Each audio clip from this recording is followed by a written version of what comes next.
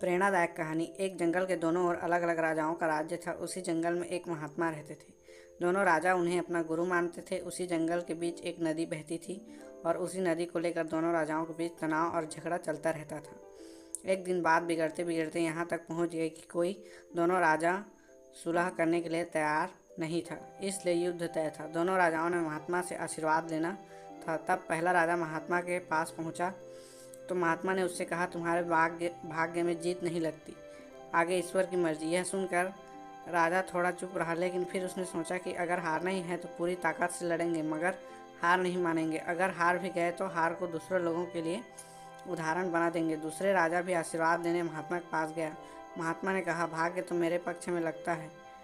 राजा तो ये सुनकर खुशी से भर गया। जब वह वापस लौटा तो निश्चित हुआ कि जैसे उसने युद्ध जीत लिया हो। धीरे धीरे रात और दिन बीतते, फिर युद्ध का दिन आ गया। दोनों राजाओं की सेना युद्ध के मैदान में जमा हो गई, लड़ना शुरू किया। एक तरफ की सेना यह सोच कर लड़ रही थी कि चाहे किस्मत में हार लिखी हो, परंतु हार नहीं मानेंगे। दूसरी तरफ की सेना यह सोच कर लड़ रही थी कि जीतना तो हमें ही है, फिर डरना कैसा। लड़ते लड़ते राजाओं ने घोड़े के पैर की नाल निकल गई और घोड़ा लड़खड़ाने लगा, लेकिन राजा ने ध्यान नहीं दिया।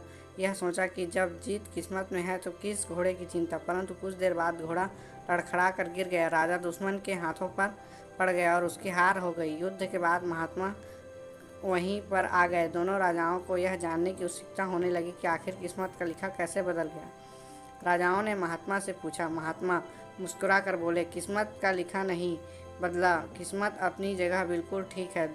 उन्होंने जीतने वाले राजा की तरफ इशारा करते हुए कहा, जब आपको ही देख लो राजन, आप हार के बारे में सुनकर अपनी दिन रात तक एक कर दिए। सब कुछ भूलकर जबरदस्त तैयारी की, खुद हर बात का ख्याल रखा। जबकि पहले राजा की